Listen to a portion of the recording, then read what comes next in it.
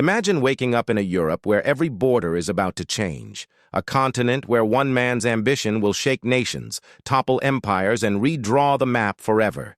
This is the world of the Napoleonic Wars. It begins in 1803.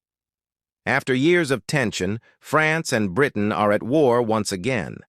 At the center stands Napoleon Bonaparte, a brilliant general who has crowned himself emperor. To his supporters, he is a modernizer and a military genius. To his enemies, he is a threat to the old order, a force that must be stopped. Napoleon doesn't wait. His armies move swiftly across Europe with precision never seen before. One by one, old monarchies crumble. In 1805, at the Battle of Austerlitz, Napoleon defeats the combined forces of Austria and Russia in what many call his greatest victory. Europe watches in shock. France is now the dominant power on the continent. But the British Navy is still undefeated. At sea, Admiral Nelson destroys the French fleet at the Battle of Trafalgar. This ensures Britain will control the oceans, setting the stage for a long struggle between land and sea, empire and empire.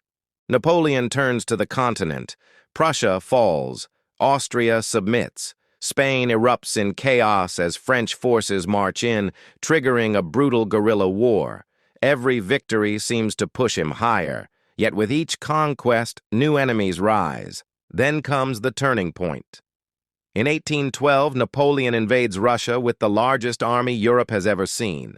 But the campaign becomes a nightmare. The Russians burn everything and retreat deeper into their land. Winter arrives, merciless and early. Napoleon's army is shattered not by battles, but by cold, starvation, and endless marches. Only a fraction makes it out alive. Sensing weakness, Europe unites. Prussia, Austria, Russia, and Britain form a massive coalition. In 1813, the Battle of Leipzig, known as the Battle of Nations, ends with Napoleon's defeat. His empire collapses. By 1814, he is forced to abdicate and is exiled to the island of Elba. But the story isn't over. In 1815, Napoleon escapes Elba and returns to France. Crowds cheer, soldiers join him. In a matter of days, he is emperor again. Europe is stunned. This begins his final campaign, the 100 Days. It all ends at Waterloo. Napoleon fights desperately, hoping for one last miracle. But the coalition armies stand firm.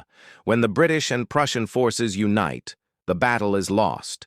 Napoleon is defeated for the final time. He is exiled far away to the island of St. Helena, where he spends the rest of his life reflecting on his rise and fall. And Europe, exhausted by years of war, begins to rebuild. The Napoleonic Wars reshaped the world. Borders changed, nations rose, new ideas spread across the continent, and the legend of Napoleon, brilliant, ambitious, and deeply human, continues to echo through history.